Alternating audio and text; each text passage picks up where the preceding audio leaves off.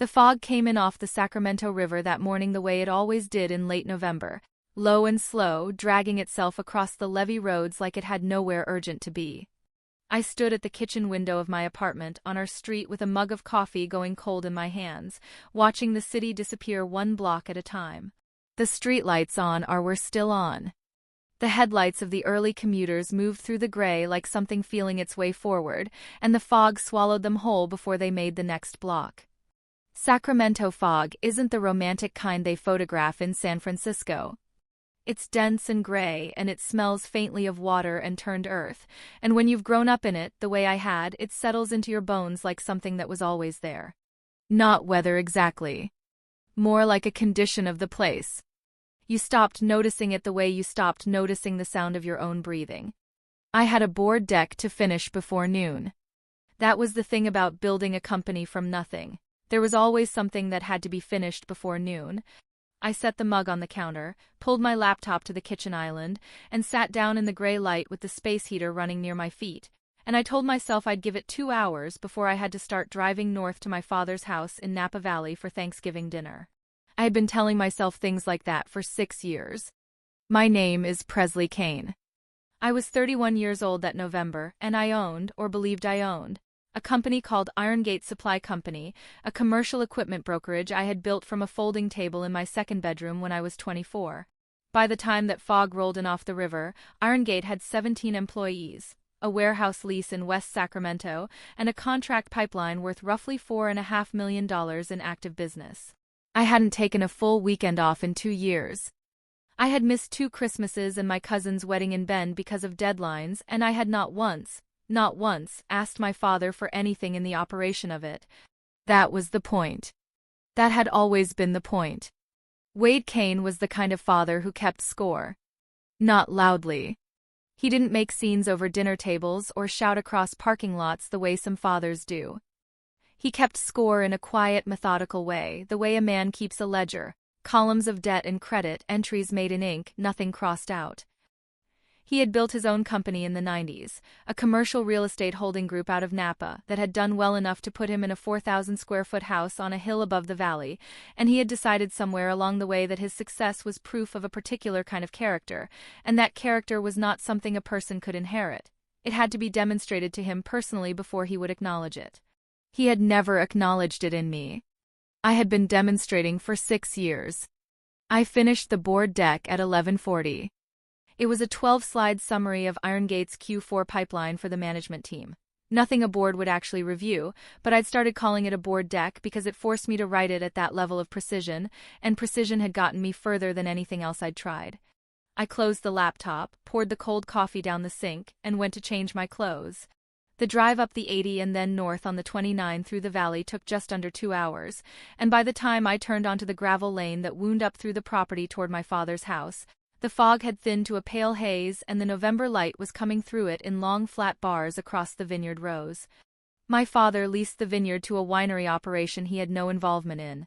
He liked the view it provided, the rows of bare winter vines going brown in the cold, and he liked telling people he had a vineyard the way people like telling other people things that aren't quite accurate. The cars were already there when I pulled in. My sister Colton's white SUV sat next to my mother's sedan, and parked behind both of them was a truck I didn't recognize. A newer model, dark gray, with a California personalized plate I didn't bother reading. I sat in my car for a moment with the engine running and the heater going and looked at the front of the house. Smoke from the chimney. The warm interior light pressing through the curtains. The bare wisteria on the front trellis, stripped down to its gray skeleton for the winter. I'd been looking at that house since I was 4 years old. I knew the particular creak of the third porch step and the way the side door stuck in cold weather and the smell of my mother's Thanksgiving brine starting the night before. I knew it the way you know places that have held both the best and worst versions of the people you came from. I turned the car off and went inside. Colton was in the kitchen when I walked through the side door, standing at the island with a glass of white wine and her phone face down on the counter. She was 3 years older than me, 34, with our mother's light eyes and our father's habit of holding her chin slightly elevated when she was about to say something she'd already decided you wouldn't like.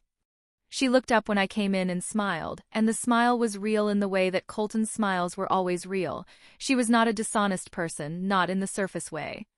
She was just a person who had aligned herself with a particular version of the family and had stopped questioning whether the alignment cost anything. "You made it," she said. "I made it," I said. We didn't hug. We hadn't hugged in a long time, though neither of us had ever said that out loud or agreed to it. It had simply stopped happening the way certain things stop in families, gradually and then completely, and then in the past tense. My mother, Delilah, was at the stove in the way she was always at the stove on Thanksgiving, moving between the oven and the counter with a cloth over one shoulder, her hair pinned back and her reading glasses pushed up on her forehead. She turned when she heard me and said my name, and I went to her and she held my arm for a moment. Her hands were warm from the oven, and said I looked thin, and I said I was fine, and she said the turkey had another 40 minutes and I should go find my father. My mother had been saying some version of "go find your father" since I was a child. It was never a command and never quite a request. It was more like an instruction she gave herself as much as me. A reminder that the finding was something that needed to happen regularly, that it wouldn't happen on its own. I found him in the sitting room off the main hallway. He was standing near the fireplace with the man from the dark gray truck. They were talking in the low, particular register that my father used when he was discussing business. Not guarded exactly, but contained, the words shaped carefully before they left his mouth, the way a man speaks when he is presenting a position rather than having a conversation. He was 63 years old, Wade Kane, with the same angular jaw I'd inherited and a full head of gray hair he kept cut short and neat. He was wearing slacks and a button-down shirt the color of dark wheat, and when I came in, he looked at me over the other man's shoulder with an expression that was not unwelcoming but was not warm either. The expression of a man who had noted my arrival and was filing it. "Presley," he said. "This is Garrett Fell. Old friend." Garrett Fell was perhaps 50, broad-shouldered, with the kind of easy manner that meant he was used to rooms deferring to him.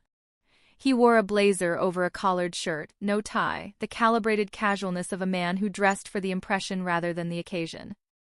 He shook my hand with both of his, the two-handed shake, the grip that said, "I have been told something about you, and I want you to know I consider us on good terms regardless." He said he'd heard a lot about me, and I said something polite, and then he said he'd heard I was in the supply business. "Commercial equipment brokerage," I said. "Good niche," he said. "Mid-market. Restaurant and food service groups, mostly. Some light industrial. Good margins in that space," he said. "I've got a client with 3 commercial properties in Modesto, hospitality adjacent, always needing equipment turnover. You ever work that far south in the valley?" "We've done work in Modesto," I said. "Couple of projects." I paused. "What kind of properties?" He smiled. "We should talk after dinner." "Sure," I said. My father said nothing during this exchange. He looked at the fire. His hands were clasped behind his back in the posture he used when he was waiting for something. Not impatient, not restless, simply waiting with the deliberateness of a person who had decided the outcome already and was giving the present moment time to catch up. I had seen that posture my whole life and I had never liked it. I stayed in the sitting room for perhaps 15 minutes, longer than I had intended. Garrett Fell had an easy conversational pull, the practiced sociability of a man who negotiated for a living, and he moved from the Modesto properties to the Central Valley Development Corridor to a brief exchange about the 2023 flood recovery in Merced with the fluid efficiency of someone who could make any topic feel like it had been chosen specifically for you. My father contributed occasional lines. Calibrating rather than participating. Every few minutes he'd add a sentence that seemed offhand and wasn't. A detail about the Fell firm's portfolio, a mention of a shared acquaintance in Napa commercial real estate, a reference to a deal that had closed well, each one a small contribution to the image of Garrett Fell as a person of substance and aligned interests. I registered all of it. I noted the particularity of the invitation.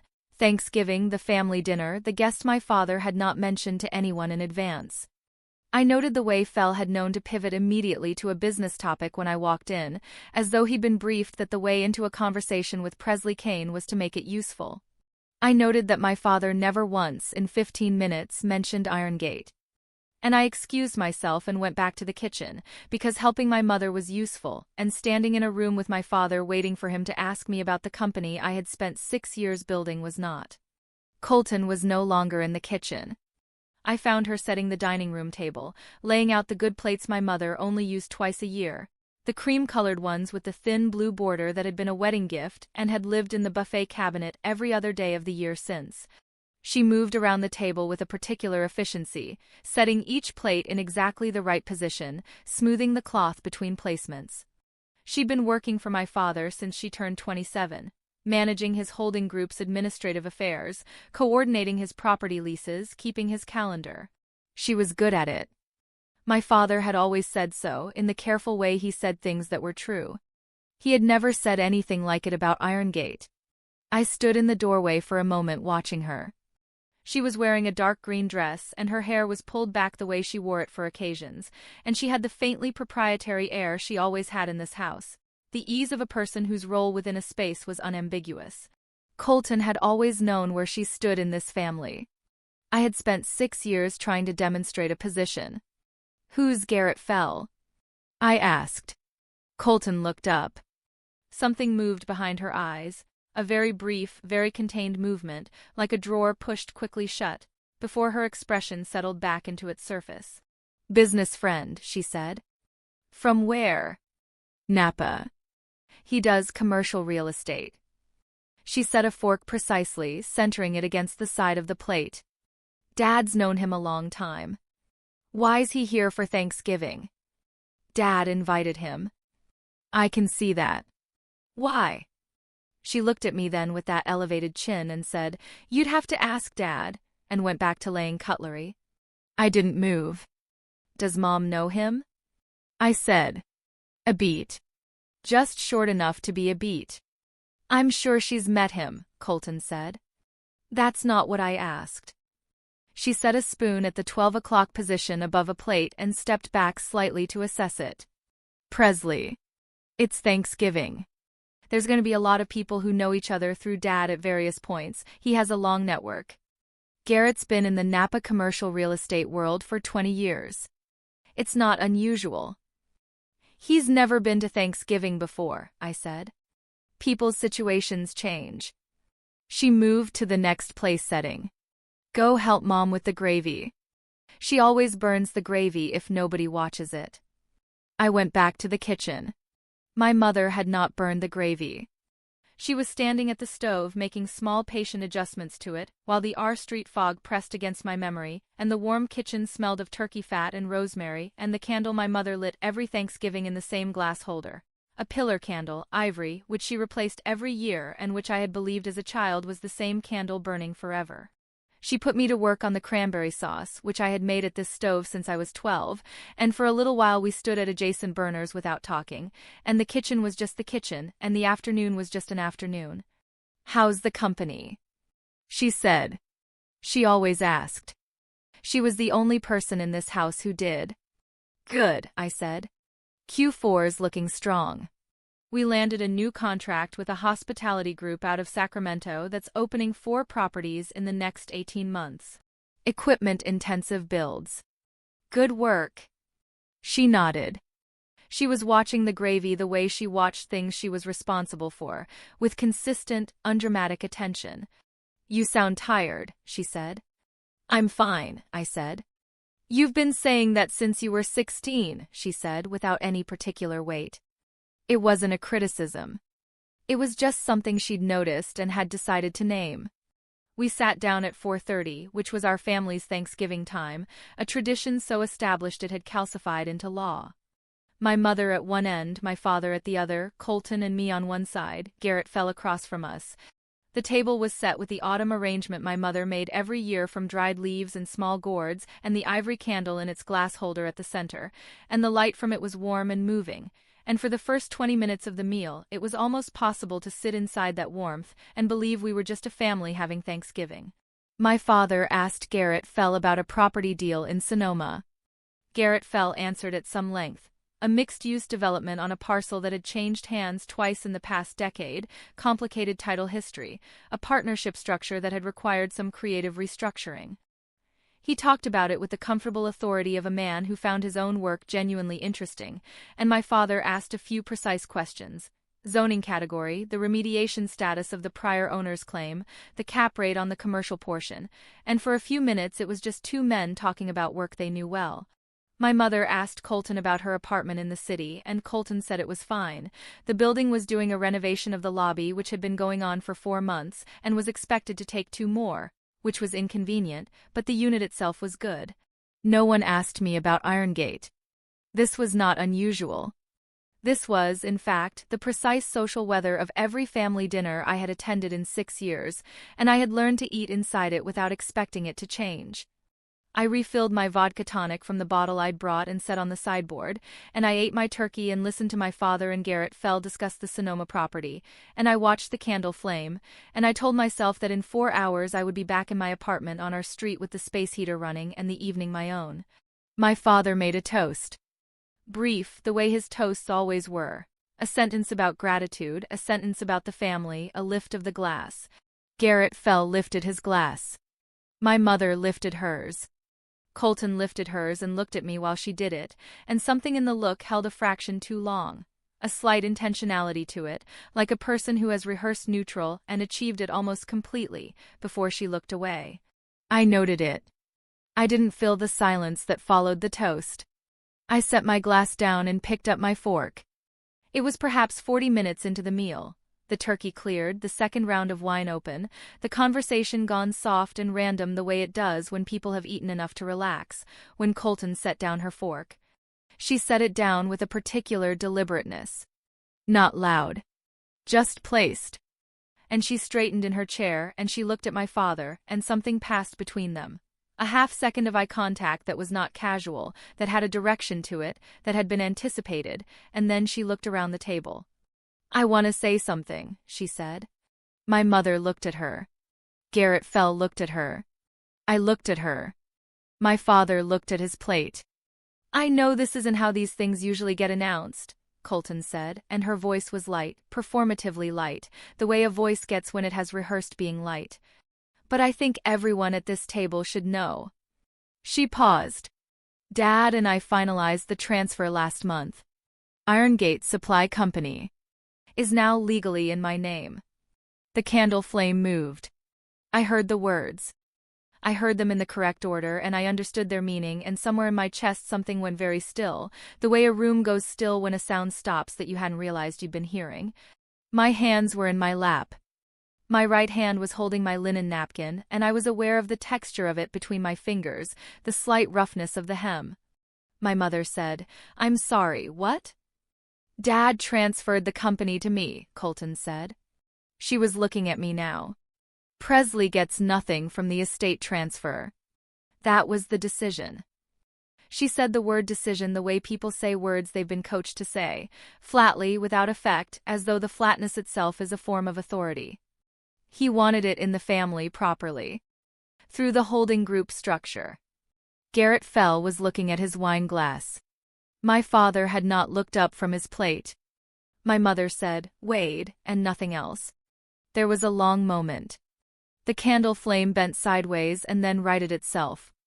Outside the window, the last of the Napa Valley daylight was going blue-gray behind the vineyard rows, and the room was warm from the fire in the next room, and the table between us was set with my mother's good autumn plates, and I was sitting in my chair with my napkin in my hands and my vodka tonic in front of me, and I was 31 years old, and I had spent 6 years building a company from a folding table.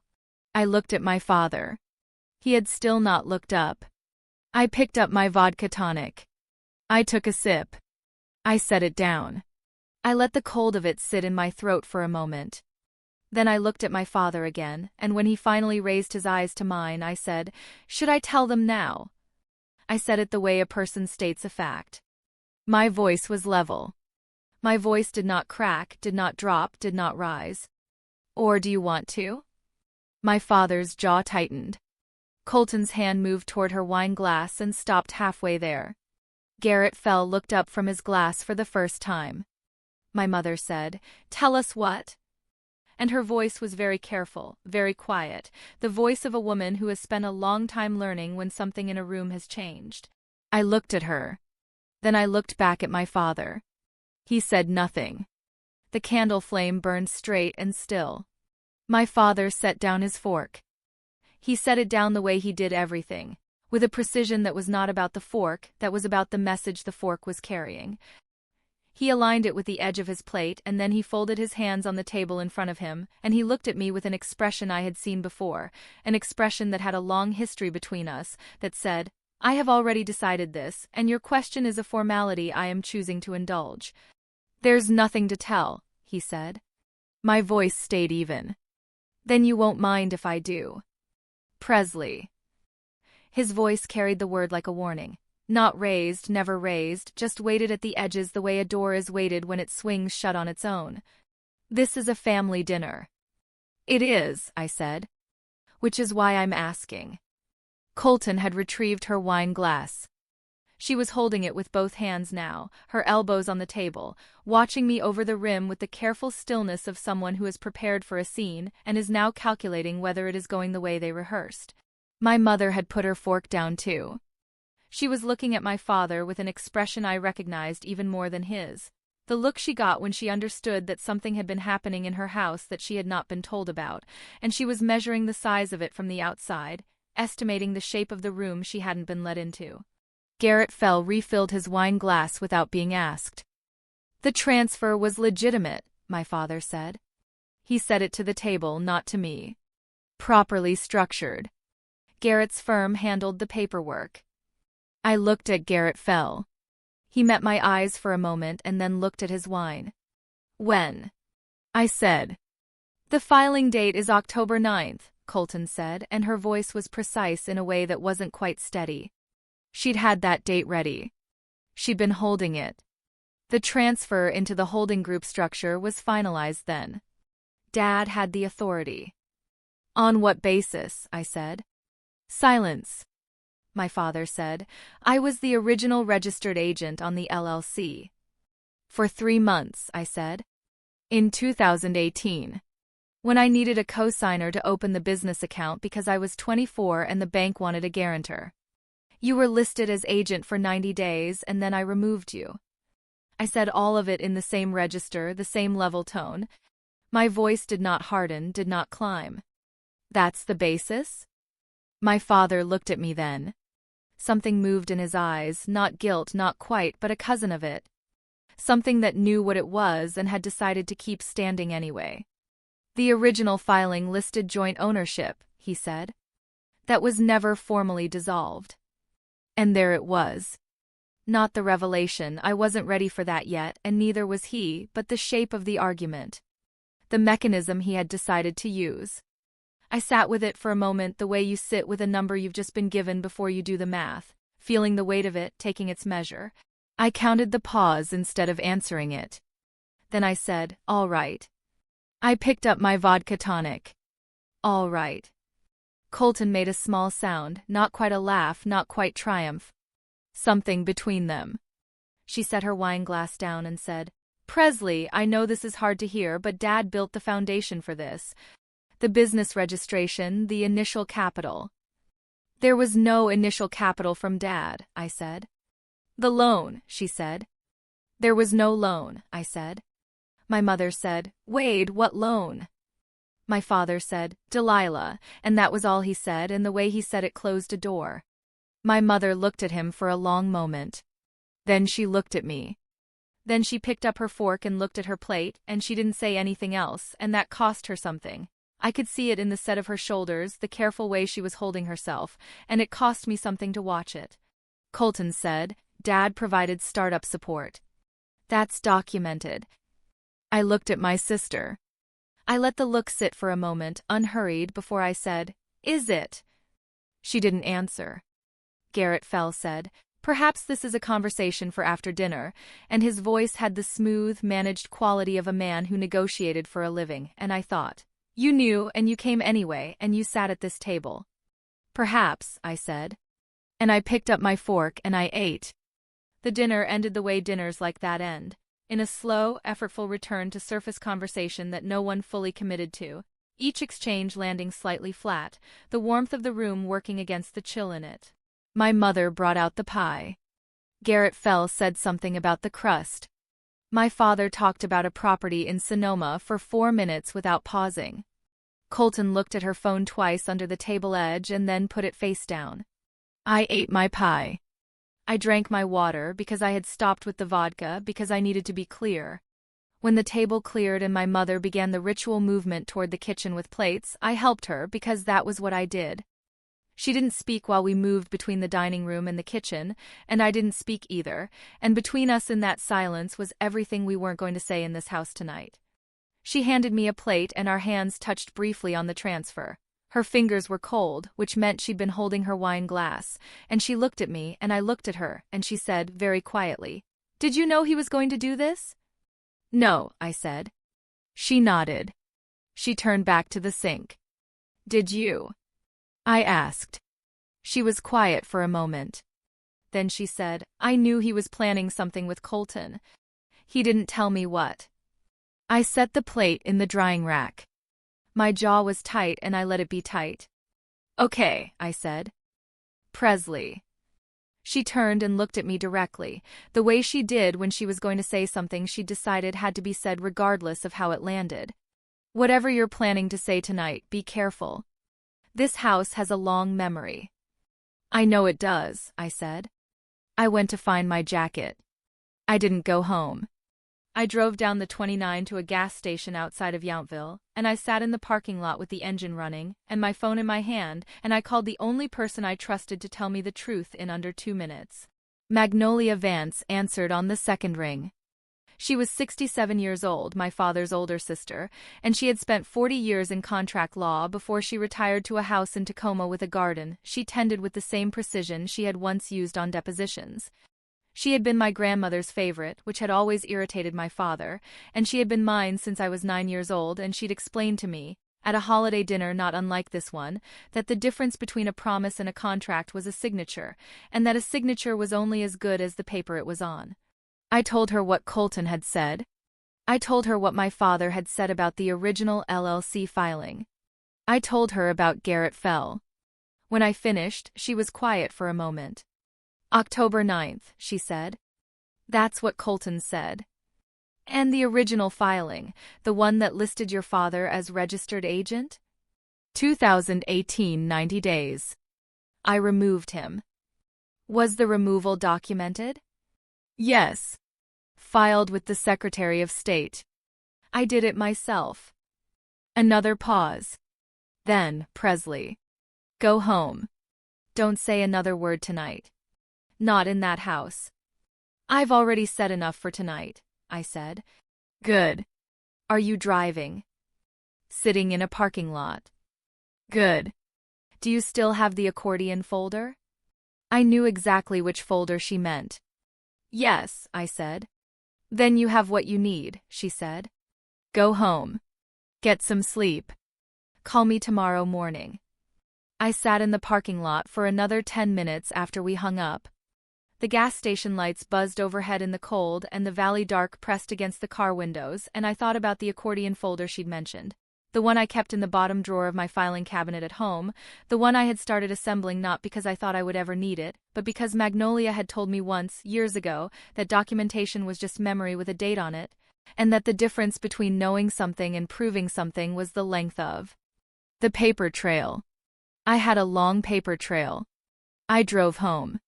I want to tell you about what it actually looked like to build Iron Gate from nothing, because the word nothing is doing a lot of work in Colton's version of the story, and I want you to understand what it means in mine. Not the summary version, not the $1,100 and a folding table sentence I could give you in 30 seconds. The actual version. Because that's where the paper trail starts, and if you're going to understand what the accordion folder contains and why it matters, you need to understand the sequence of what happened and who was in the room for each part of it. In January of 2018, I was 24 years old and I had $1,100 in a personal checking account and a 2-bedroom apartment in Midtown Sacramento whose second bedroom I was using as an office. I had spent the previous 8 months working as a logistics coordinator for a commercial kitchen supply distributor based in the South Bay, a mid-size operation that supplied restaurant equipment to hospitality groups up and down the Central Valley and the peninsula. I was not their most senior person. I was, in fact, one of the lowest-ranked people in the logistics division, which meant I handled the work that nobody else wanted and which therefore put me in contact with every part of the operation that mattered, Supplier negotiations, freight scheduling, the gap between what clients were quoted and what they were actually paying, the long seam between what a distributor charged and what a broker could charge for the same transaction done faster and with fewer intermediaries. I had seen the gap. I had spent 8 months mapping it. I had watched the margins, I had tracked the supplier relationships, I had understood why certain mid-size restaurant groups paid 30% above market for the same walk-in units that larger operators sourced at cost. Because nobody in their operation spoke the language of the equipment brokers, and the brokers knew it, and the gap lived in that ignorance. I knew the language. I had written a 12-page business plan at my kitchen table between 10 p.m. and 2 a.m. across 3 weeks in December. Not because anyone asked me to. Because I had seen something that needed to exist, and it wasn't going to exist unless I built it. The plan was lean in some places and detailed in others. The market sizing section was careful and conservative, grounded in the actual deal volumes I had watched move through the distributor, and the operational section was precise about the broker fee structure and the supplier relationship strategy, because those were the parts one knew from the inside. The financial projections were modest. I had done them twice, the second time more conservatively than the first, because Magnolia had once told me that a plan that relies on its best-case scenario isn't a plan, it's a wish. In February, I called my father. Not to ask for money. I want to be precise about that because Colton will say otherwise and because the distinction matters. I called my father to ask whether he'd be willing to act as registered agent on the initial LLC filing. A registered agent is a formality, a name on a document, an address where official correspondence can be received, the kind of administrative function that a business attorney could serve as, or a trusted adult, or a registered agent service for $80 a year. I needed one because I was 24 and the business account I was planning to open at the bank branch on J Street required a registered business entity, and the bank, in the initial intake conversation, had indicated they preferred a guarantor or co-signatory with established credit history for a first-time commercial account. I couldn't afford a business attorney yet. I had $1,100. The registered agent designation was the most straightforward path. I called my father. I explained what I was building and what I needed. I was careful to say what it was, an administrative formality. A name on a form. Nothing that conferred ownership, nothing that established equity, nothing that created a business relationship between us. Just a name. He said yes. I had been surprised. I had spent 2 weeks after hanging up waiting for a condition to arrive with a yes. Some requirement, some stipulation, some version of the thing my father always attached to his agreements, the implicit understanding that the help was a down payment on something he'd name later. It hadn't come. And by the time I went to the Secretary of State's office and filed the initial LLC documents, with his name in the registered agent field and the address of his Napa Holding Group as the official correspondence address, I had decided that maybe I'd been wrong about him.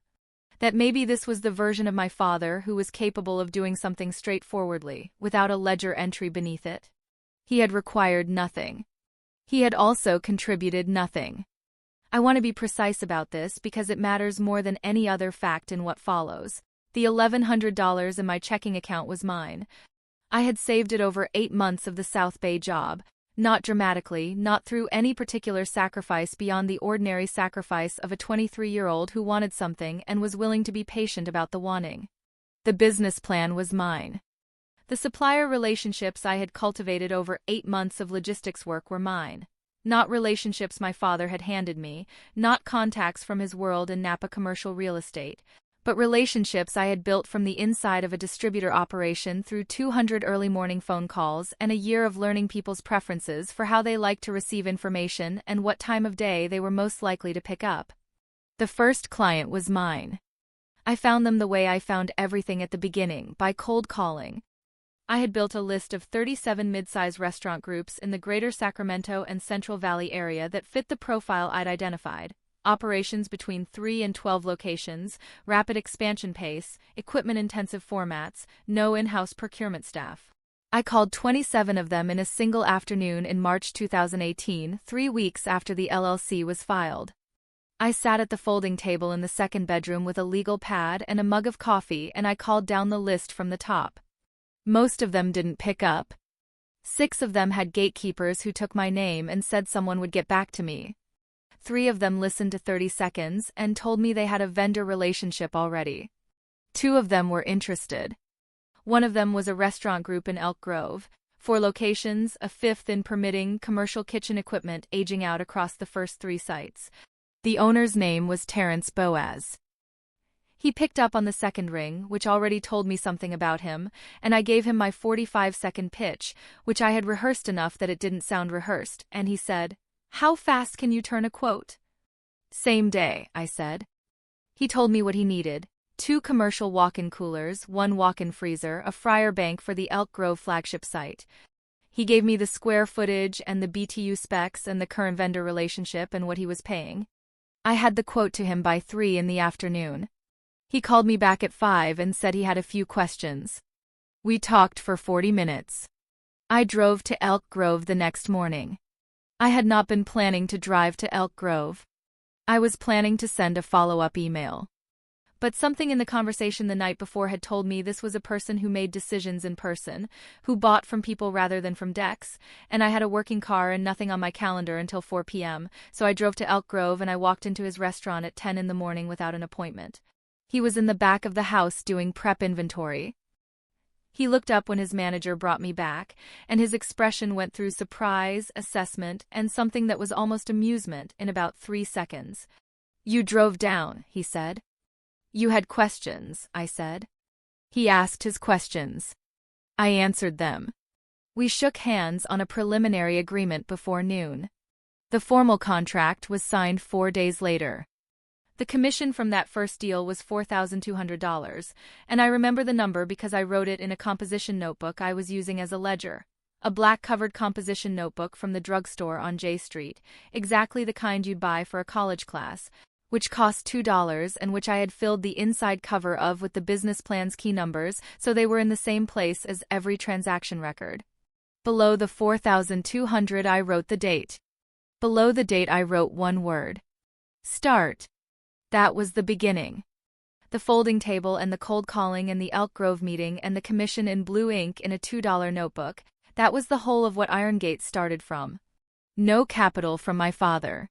No introductions from his Napa network.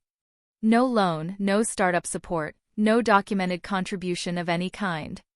My father and I had spoken once about the company before the filing and twice in the following 3 months, and in none of those conversations had he offered money, and in none of them had I asked for it.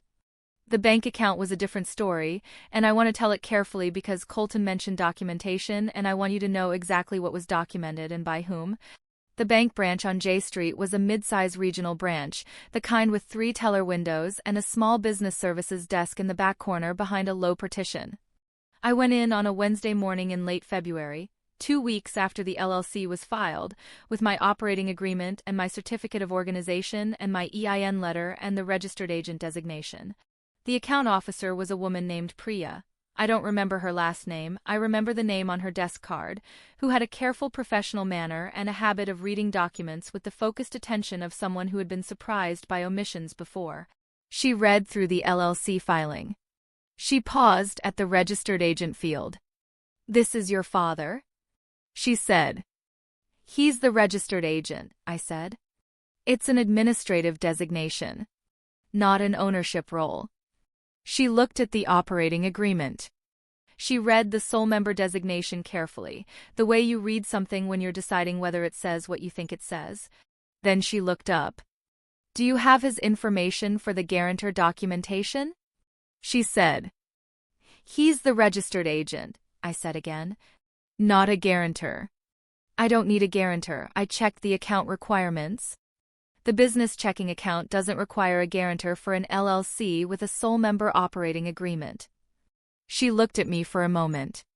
"That's correct," she said. "I was going to suggest it as an option for the initial deposit threshold." "I'm fine with the standard threshold," I said. She said all right. She processed the account. I made the opening deposit from my personal checking account, $1,100 transferred in full. She gave me the routing number and the account number on a folded card, and I put it in my jacket pocket, and I thanked her and walked back out onto J Street and stood for a moment on the sidewalk with the November fog still present at the edges of the morning and the J Street traffic moving past and the account number in my pocket. That was it. That was the whole of the bank account opening. My father was not present. His name was on the registered agent line of the LLC filing that I had brought as supporting documentation, and that was the beginning and the end of his involvement in the financial establishment of Irongate Supply Company. 91 days later, I removed him. I want to tell you about that too, because it is the amendment that Colton referenced when she said my father's role was never formally dissolved, which is the argument, and the argument is wrong, and I can tell you exactly why. I filed the amendment on a Tuesday in May of 2018 at the Secretary of State's office on O Street, the main filing window where you could bring paper amendments in person and have them time-stamped on the spot.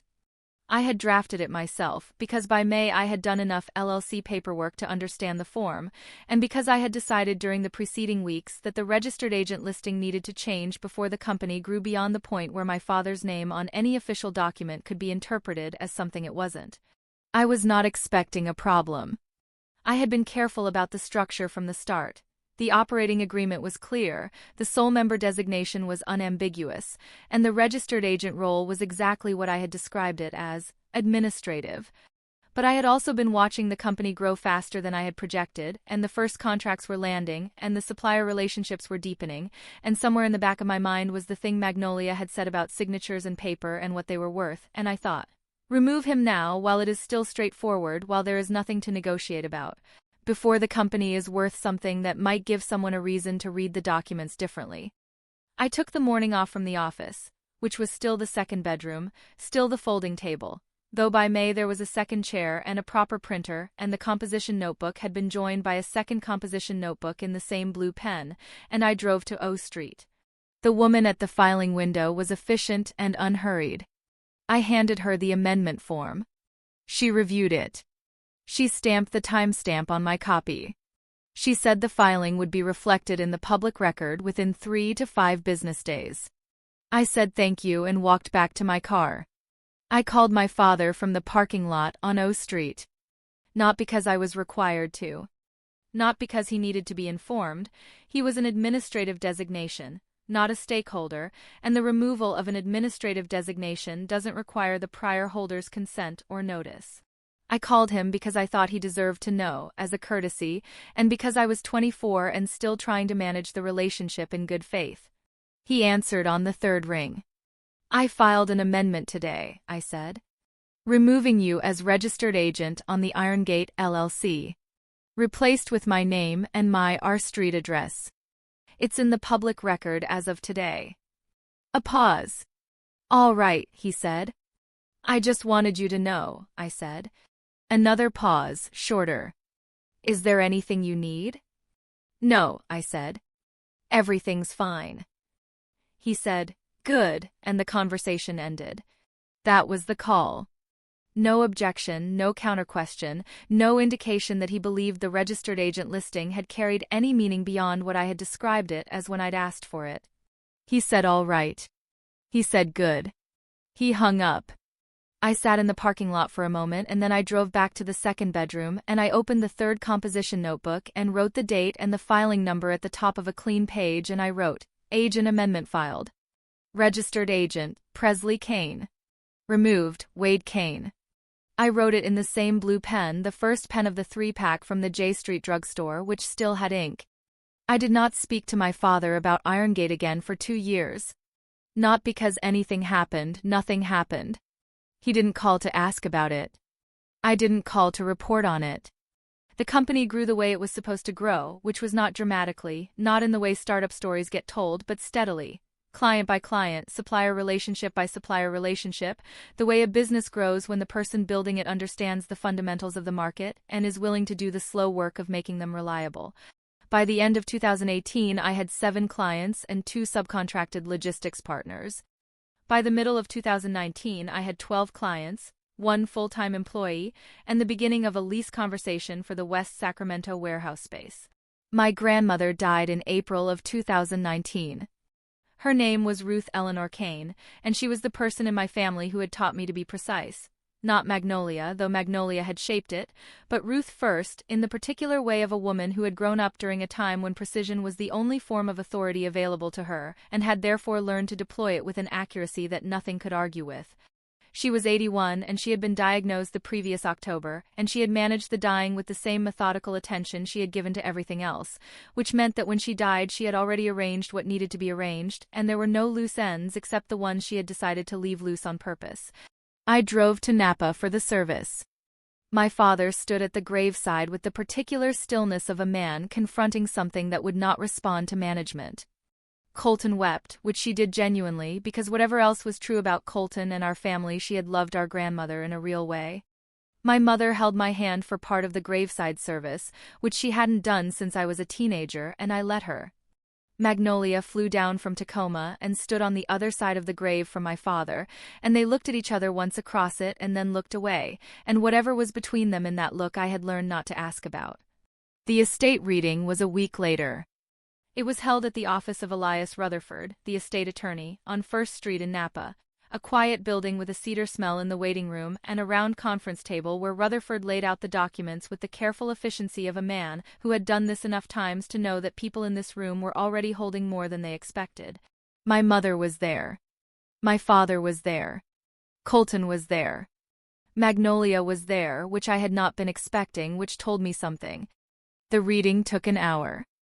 The distribution of assets was orderly and, as far as I could tell, unsurprising. The house in St. Helena had been sold the previous year, and the proceeds distributed in advance. The remaining estate consisted of the investment portfolio, some personal property, and the 22% interest in the Kane family holding group that my grandmother had held since the group was incorporated in 1997. At the end of the reading, Rutherford said there was one additional item.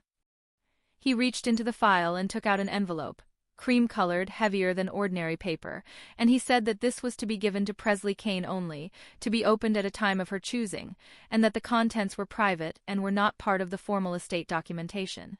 My father's expression did not change. Rutherford handed me the envelope. My grandmother's handwriting on the front. Presley. Just my name in her hand in the blue ink she always used. I put it in my bag. I said thank you to Rutherford. I shook hands with Colton and my mother and nodded to my father and walked out into the Napa afternoon, and I sat in my car in the parking lot for 10 minutes before I started driving. I was 26 years old and my grandmother had been dead for 2 weeks, and I was not ready to hear whatever she had decided I needed to hear. I drove back to Sacramento. I put the envelope, still sealed, in the accordion folder I kept in the bottom drawer of my filing cabinet. I put it in the back section, the unlabeled section, the overflow section where I put things I hadn't decided how to categorize yet. I told myself I would open it when the right moment came. The right moment never felt like the right moment. That was in April of 2019. It was November of that same year, 6 months later, when I sat across from a business attorney named Carmen Okafor in her office on K Street in Sacramento, and we spent 3 hours going through the operating agreement, the founding documents, the amendment record, and the financial statements from Irongate's first 18 months of operation. I had gone to her for a different reason. The West Sacramento warehouse lease was in final negotiation, and I wanted a business attorney to review the terms, but somewhere in the middle of the third hour, with the documents spread across her conference table and the operating history laid out in order, she had said something that had stayed with me. "Your founding documentation is unusually clean," she said. "Single member, no co-ownership language, proper amendment chain. A lot of people don't do this level of precision up front. It makes disputes much harder." "Good to hear," I said. "Have you had disputes?" "No," I said. "Keep the records current," she said. "All of it, the financial statements, the operating amendments, the correspondence record. You never know when someone will decide they have a claim they didn't mention at the start." I had not told her about my father. I had not told her about the registered agent arrangement or the phone call on O Street, or the fact that the man whose name had been on the founding documents for 91 days was the same man who had built a career in commercial real estate in this valley and who had never once mentioned Irongate at a family dinner. But I had thought about what she said on the drive home. And that weekend I had sat down with the accordion folder and gone through its contents with the attention I should have given it earlier, organizing the sections, labeling the tabs properly, making sure the amendment was in the right place and the operating agreement was behind it, and the bank statements were in the finances section and the composition notebooks, all 4 of them by then, with the first one's last page in the blue pen that had finally run dry in October 2018, were in the back section behind the envelope. I had looked at the envelope. I had not opened it. I had put the folder back in the bottom drawer. I want to be precise about what the folder contained by the time of that Thanksgiving dinner, because it is the basis of everything that follows, and I want you to have it clearly. In the section marked L for legal, there was a copy of the original LLC filing from February 2018, including the registered agent designation with my father's name.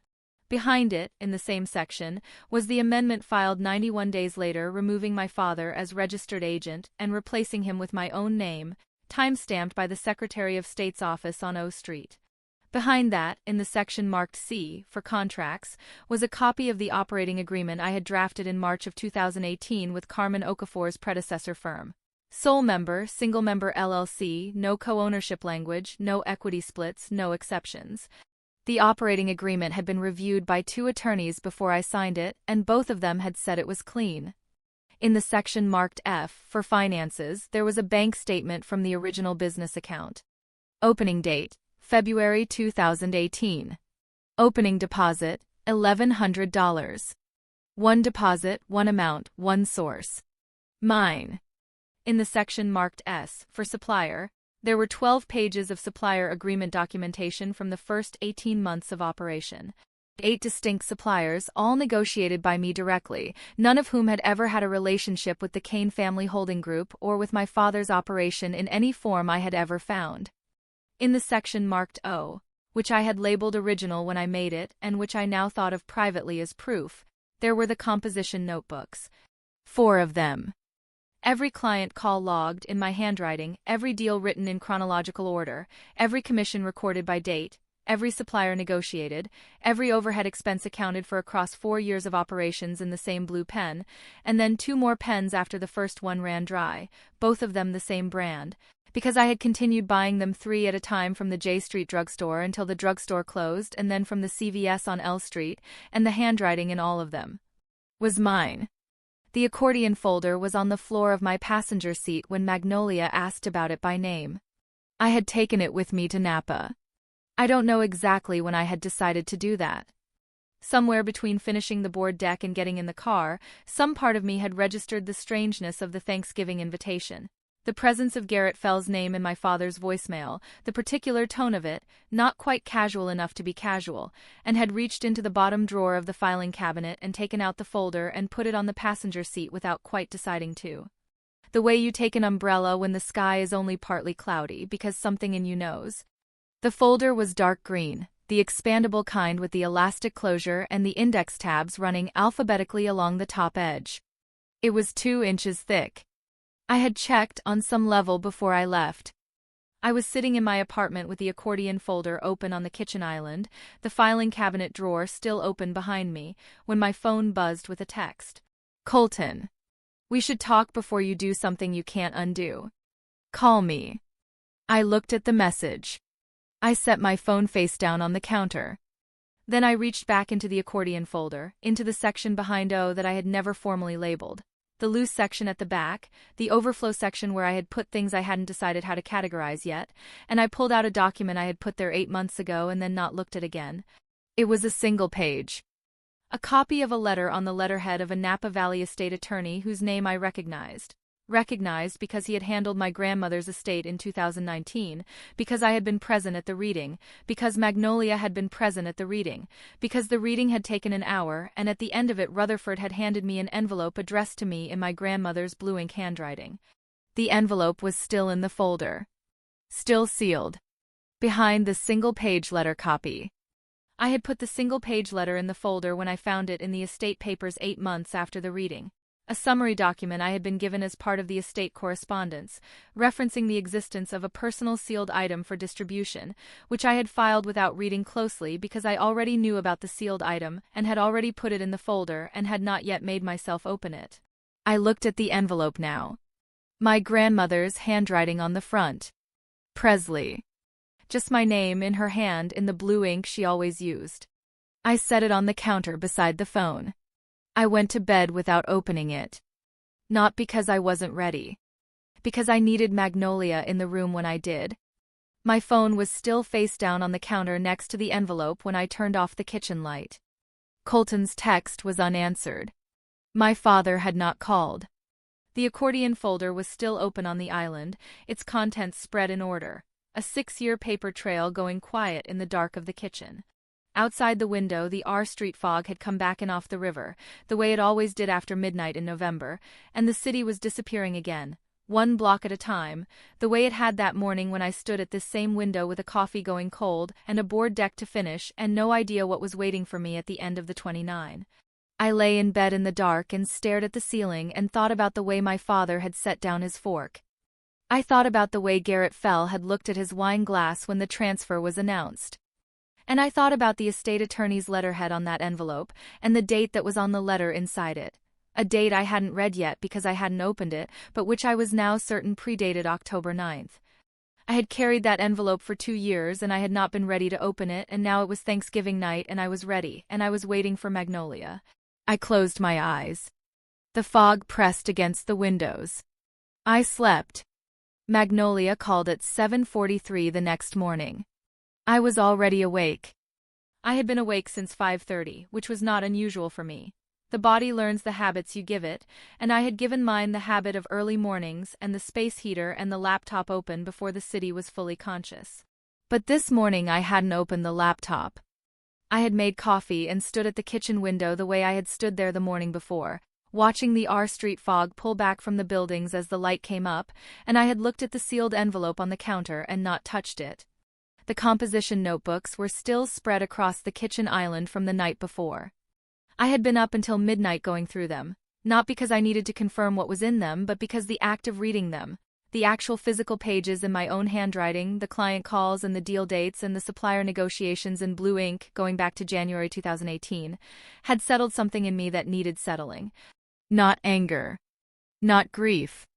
Something more like alignment. The way a compass needle stops moving once it finds true north. "Tell me about the letter," Magnolia said before I could say good morning. I told her. The estate attorney's letterhead. My grandmother's handwriting. The sealed envelope given to me at the reading in 2019, which I had carried in the accordion folder for 2 years without opening. Magnolia was quiet for 3 full seconds. "Open it," she said. "I wanted you here." "I'm here," she said. "Put me on speaker." I set the phone on the counter beside the envelope. I picked up the envelope. The paper had the slight stiffness of quality stationery, the kind my grandmother had used her whole life, cream-colored and heavier than ordinary paper, with a particular smoothness that meant it had been stored flat, not folded, not bent. My name in her handwriting on the front. The flap was sealed with the kind of adhesive that doesn't come loose with time, the kind you had to mean. I took a paring knife from the block by the stove and I opened it carefully, along the top edge, drawing the blade slowly rather than tearing, and I reached inside and took out 2 pages folded together. I unfolded them slowly. The first page was a letter.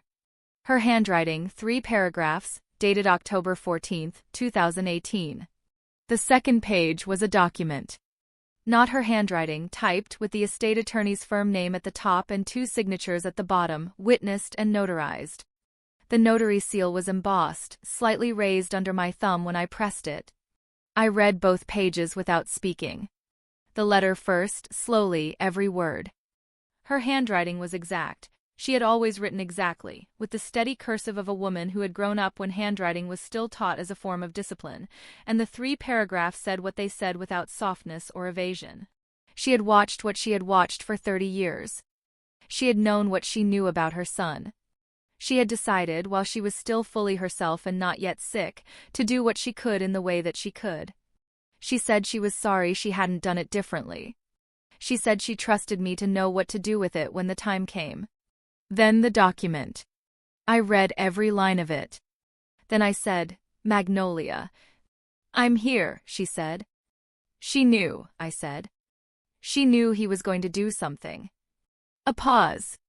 "Read me the relevant section of the document." I read it to her. My voice was steady. My voice was very steady, and I was aware of how much effort that was not costing me, which was strange. I had expected it to cost something, reading this, but what I felt was not the shaking loose feeling of something collapsing. It was the opposite.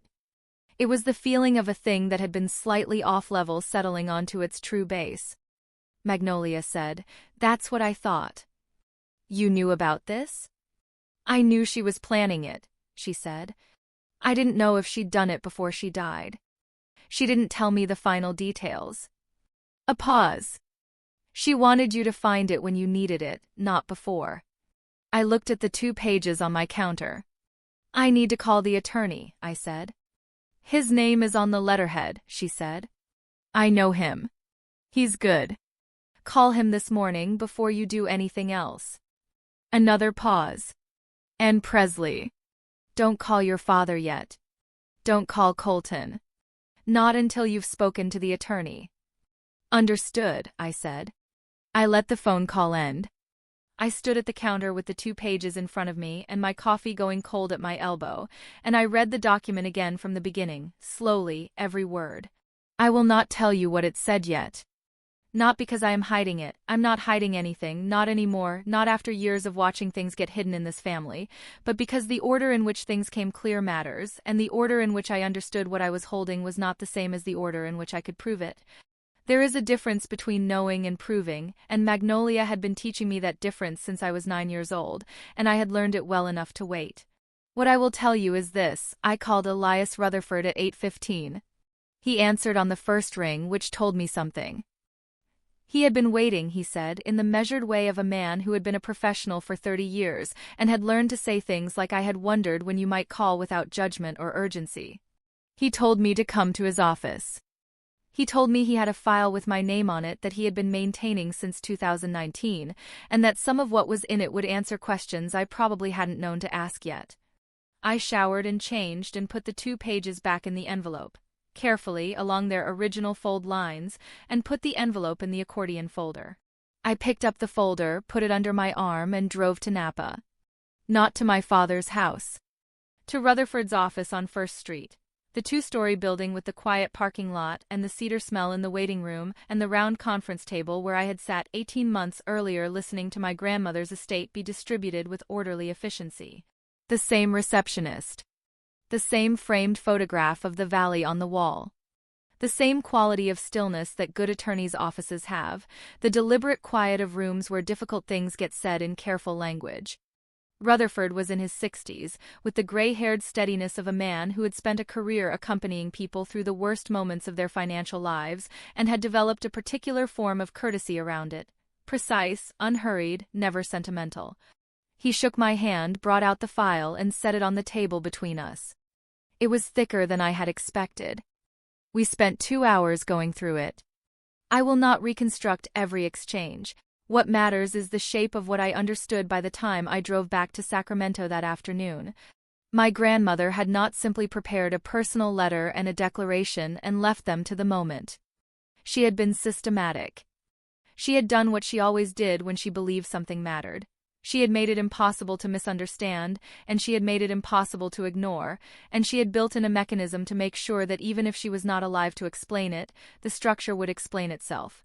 The document I had found in the envelope was a sworn declaration of intent, signed and notarized in October 2018, establishing that Irongate Supply Company had been conceived, funded, and built solely by me, and that no equity interest, ownership claim, or founder's credit had been extended to any other party at its inception.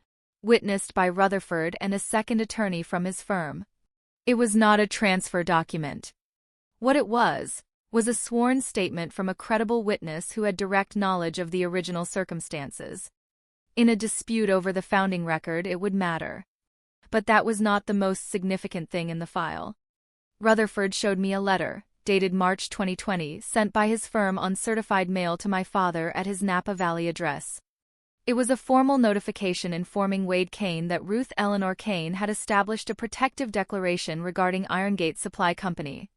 In October 2018, that the declaration had been filed with Rutherford's firm and registered as a legal instrument, and that any transfer, encumbrance, or ownership claim against Irongate Supply Company that did not originate with Presley Kane would be subject to challenge under its terms. The return receipt was paperclipped to the back. My father had signed for it. The date on the return receipt was March 17, 2020. I looked at the signature. I had seen my father's signature my entire life. On checks, on contracts, on the birthday cards he addressed in the same careful hand he used for business correspondence. This was his. He had received a formal legal letter informing him that a protective declaration existed over Irongate Supply Company. He had signed for it. He had read it, he had signed for it, which meant he had received it, which meant he had read it because Wade Kane did not leave certified mail unread. He was a man who filed everything, who kept records going back 20 years, who had once reconstructed a 1994 contractor invoice from memory when a property dispute came up because he had written the invoice number in a ledger he still had. He had signed for the letter in March 2020.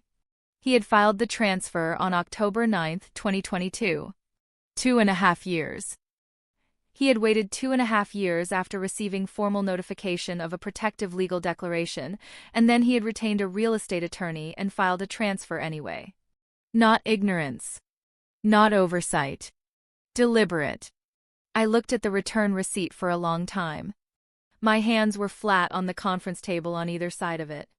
"There's one more thing," Rutherford said. He reached into the file a final time and took out a slim manila envelope, unsealed, the flap folded over. He set it on the table and looked at me. "This was not filed with the declaration," he said.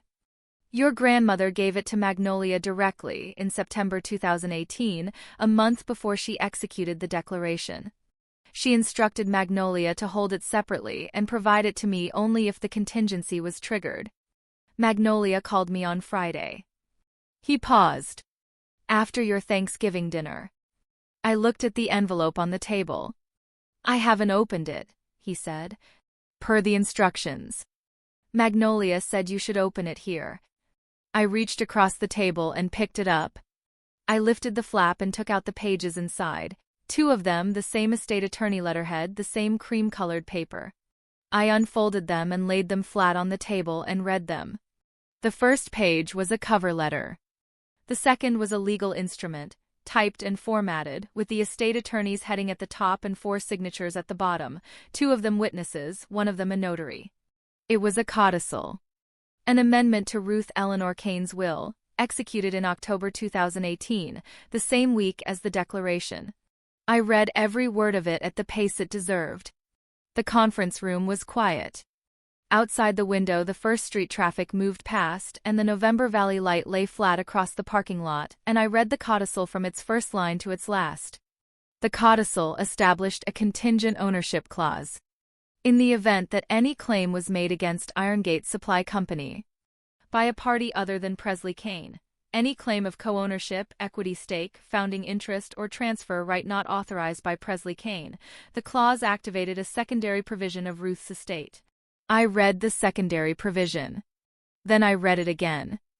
My grandmother had owned in her own name a 22% interest in the Kane family holding group, the same holding group my father had used to absorb Irongate. She had held that interest since the holding group was incorporated in 1997. It had never been transferred, never been sold, never been absorbed into my father's majority share. It was hers, clean and separate, and it had sat in the estate for 25 years while she watched her son build and manage and control the group that carried her family's name. Under the codicil, in the event the contingency was triggered, that 22% interest transferred directly to me. Not to the holding group. Not to the estate for distribution. To me. Presley Kane, sole beneficiary, unconditionally. The contingency had been triggered on October 9th. I sat with that for a long time.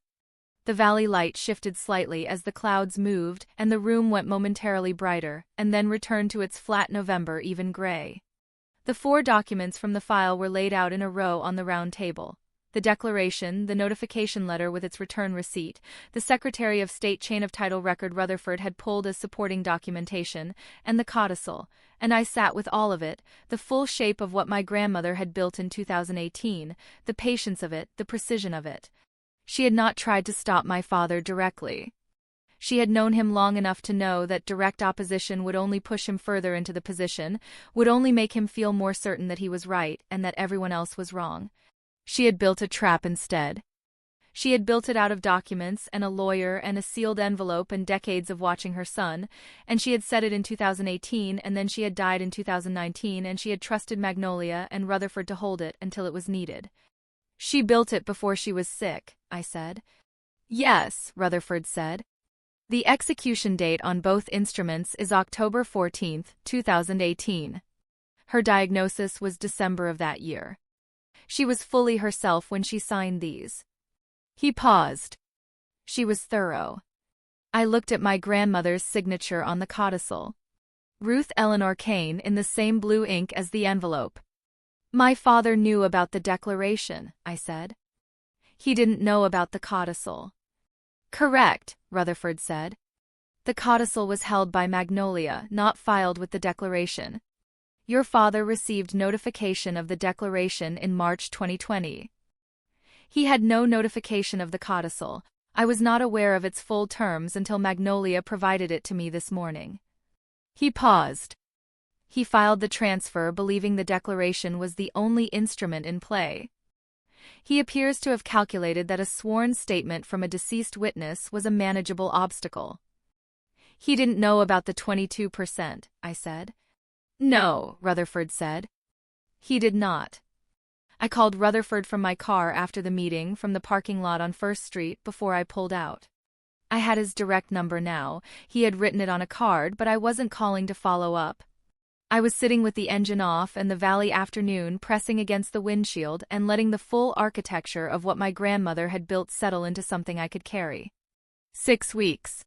He had filed on October 9th. The second provision of the codicil, the one Rutherford had explained in the last 15 minutes of the meeting, the automatic trigger clause, would have activated on its own in mid-November, 6 weeks later, regardless of any action by anyone. My grandmother had written in a failsafe. If my father had simply waited, had not acted, had let October and November pass without filing anything, the codicil's secondary provision would have activated automatically, and the 22% would have transferred to me anyway, on a schedule she had set in 2018. He had accelerated his own consequence. My father called on Sunday. I had been expecting him to call Saturday. The fact that he waited until Sunday told me something, that he had spent Saturday deciding on the approach, calibrating the register, choosing the version of the conversation that would work best for the outcome he wanted. Wade Kane did not make unplanned calls. Every conversation he initiated had been pre-structured, at least in outline, before he picked up the phone. I answered. I think we should talk, he said. All right, I said. In person. Can you come up today? I can come up today, I said. I drove back up the 29 for the third time in 3 days. The valley looked different in November afternoon light than it had in the morning fog of Thanksgiving. Flatter, the shadows longer, the vineyard rows casting thin parallel lines across the hillsides. I drove with the radio off and the document from my grandmother's attorney folded in the inside pocket of my jacket, and I thought about what Magnolia had said when I called her after the Rutherford meeting. Let him say what he's prepared to say. All of it. Don't stop him. Give him the whole version of his argument before you put anything on the table. Let him commit to the position completely. My father was alone when I arrived. My mother's car was gone. Sunday afternoon she drove to visit a friend in St. Helena, a ritual that had been in place for 15 years and that my father had never joined. Colton's SUV was absent. The house was quiet in the particular way of a house that is usually full on weekends and is not. He had coffee ready. He poured it without asking and set it in front of me at the kitchen table, which was where we had always had the conversations that were not dining room conversations. The kitchen table where I had sat as a child when there were decisions to be explained to me, and later when there were expectations to be stated, and later still when there were disappointments to be filed. He sat down across from me with his own mug, and he looked at me with that contained, level expression that was his version of an open door. I owe you an explanation, he said. You do, I said. He nodded. He wrapped both hands around his mug in the way he did when he was preparing to be patient. Irongate was always going to come back into the family structure. That was the plan from the start. When you needed the registered agent listing in 2018, I agreed because I understood that the company would ultimately be part of the Kane Holding Group. That was the implicit agreement. There was no agreement, I said. There was an understanding, he said. Not on my end. He looked at me steadily. Presley, I've been watching you run that operation for 6 years. You're good at it. You're talented. But a company like that, the right way to protect it, to grow it into something generational, is to bring it under a proper structure. The holding group can provide that. Colton has been managing that group for 7 years. The transition makes sense. It was always going to make sense. The transition, I said. Yes. You transferred my company to my sister, I said, without telling me, without my consent, based on a 90-day registered agent listing from 6 years ago. He said, the original filing created a shared basis. It did not, I said. I have the amendment. I have the operating agreement. I have the original bank deposit. There is no shared basis. There never was. He was quiet for a moment. He looked at his coffee. Then he looked up and his voice had shifted, not louder but denser, the way a voice gets when the prepared version has run out and the actual version is coming through. I built the foundation for you. The contacts. The industry relationships. The name. You went out on your own because you wanted to prove something, and I let you, but the ground you were standing on was mine, I said.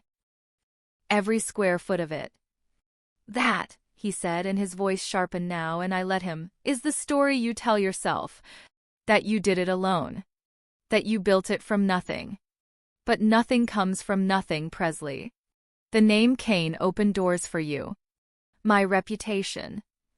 Your reputation, I said. Name one door. He stopped. Name one client, I said. One supplier. One contract. One single piece of Irongate's business that came through your name or your reputation or your contacts. One. I'll wait. His jaw tightened. You can't, I said, because there aren't any. I built it in a sector you've never worked in, with clients you've never met, in a market you had no existing relationships in. The name Kane means commercial real estate in Napa Valley. It means nothing in commercial equipment brokerage in the Central Valley. I know. I checked. Before I filed. Don't be glib, he snapped. I'm not being glib, I said. I'm being accurate. He stood up. He moved to the kitchen window and stood with his back to me for a moment, looking out at the afternoon light on the vineyard rows, and I let him stand there, and I drank my coffee, and I waited. Outside the window, the amber light was going long and flat across the hillsides, and somewhere in the distance a truck was moving along the highway, the engine note rising and falling as it took the grade. He turned back around. The transfer is legal, he said. Garrett reviewed the filing. The structure holds. Garrett is a real estate attorney, I said. Not a business attorney. Not a contract attorney. He's a licensed attorney in the state of California. He is, I said. And he filed a transfer based on a 6-year-old registered agent designation that was formally amended 91 days after it was created. I have the amendment. I have the original operating agreement establishing sole-member single-member LLC structure with no co-ownership language. I have 6 years of financial statements showing zero contribution from any external party. I paused. I picked up my coffee mug. I also have something else. He looked at me. I met with Elias Rutherford yesterday, I said. We had a long meeting. Something shifted in my father's face. It was not dramatic. His face was not built for dramatic shifts, but it was there. A tightening around the eyes. A slight recalibration, the way a person recalibrates when a variable they thought was controlled turns out not to be. Grandma Ruth left me something, I said.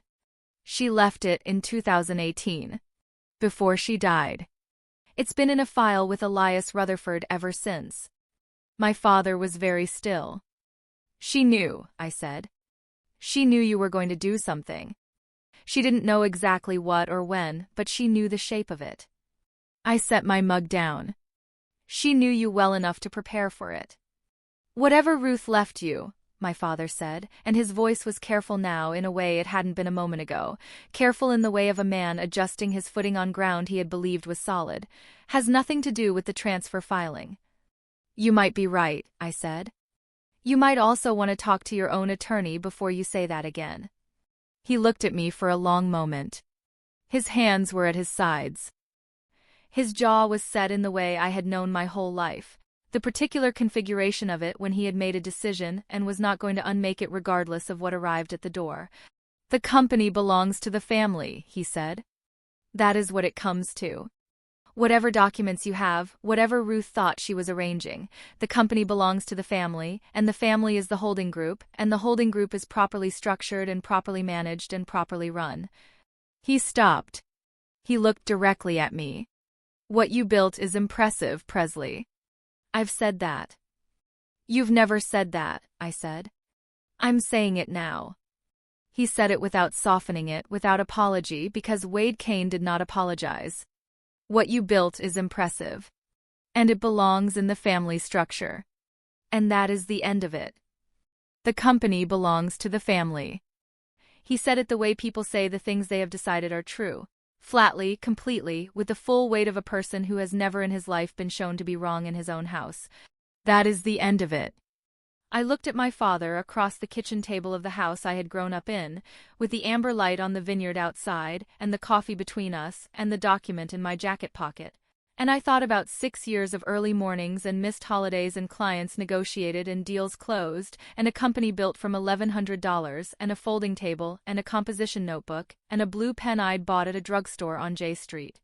I thought about the sealed envelope I had carried for 2 years without opening. I thought about what was in the document folded in my jacket.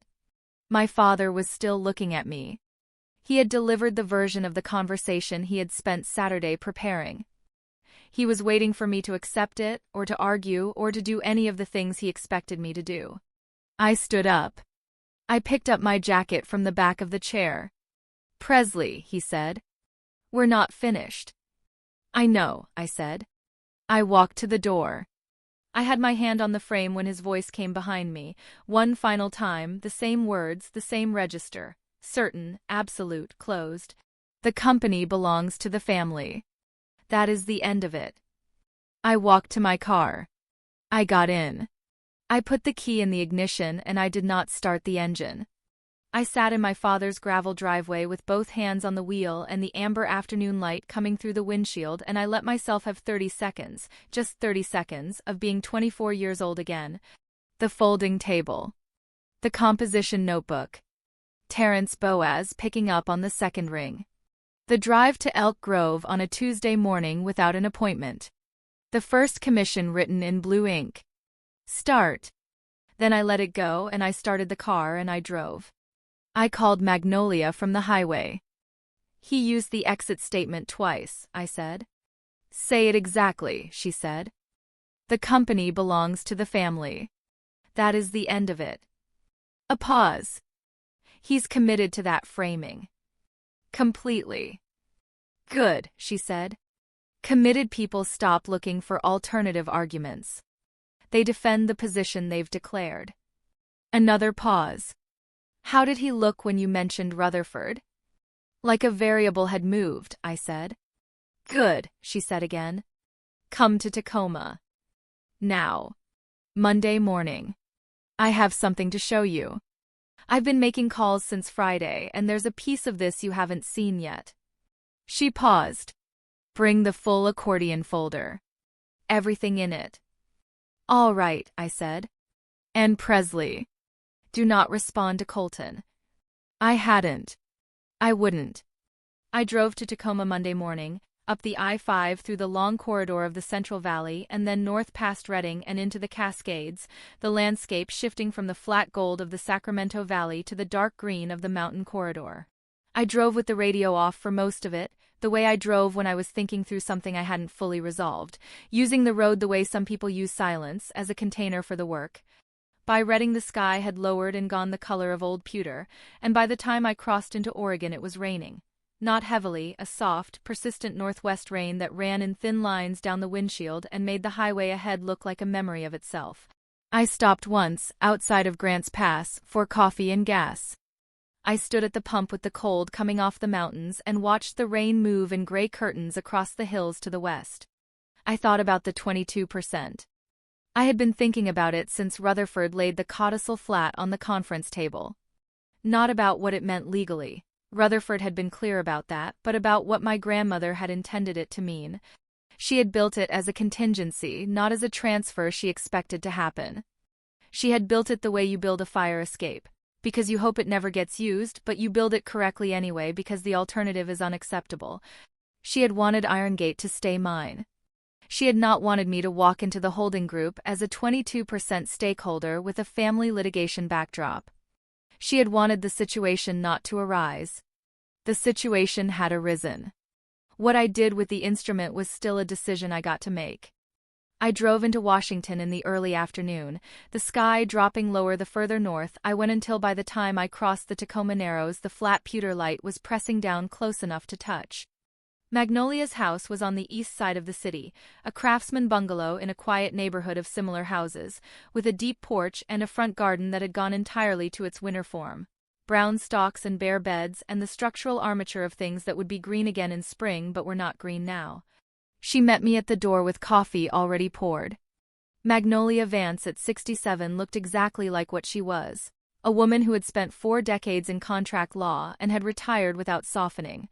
Her hair was white and she wore it short. Her eyes were the same gray-brown as the Washington sky outside, and they held the same quality. They didn't move from what they were looking at. She had been the only adult in my childhood who spoke to me in complete sentences and expected the same in return, who answered my questions about how things worked rather than explaining why I didn't need to understand them yet. She hugged me once briefly at the door, which was not her habit, and which told me she understood what the last 4 days had been, and then she turned to the table. "Sit down," she said. "There's a sequence." I sat.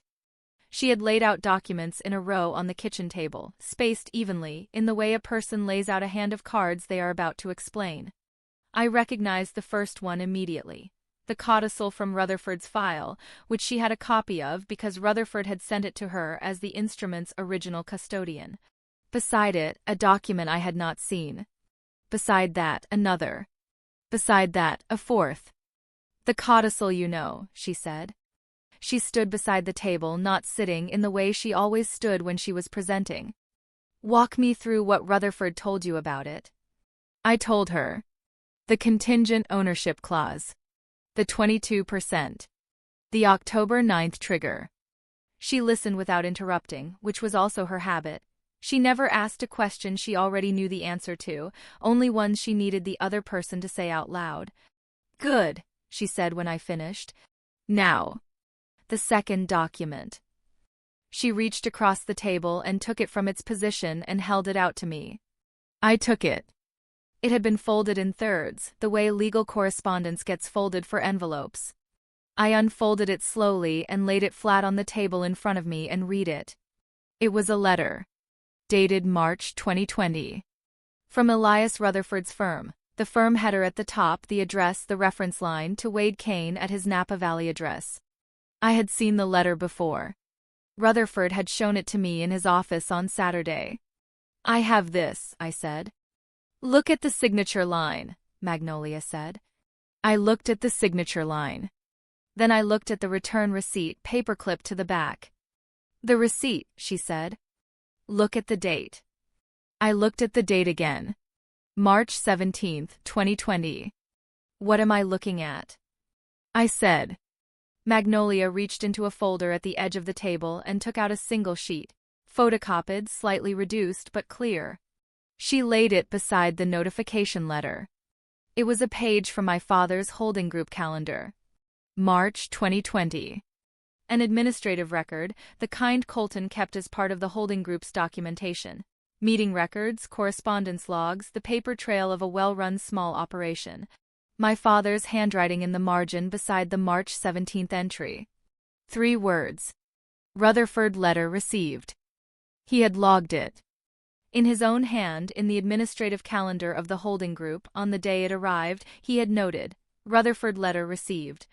He had not only signed for it and read it. He had filed it in the holding group's correspondence record.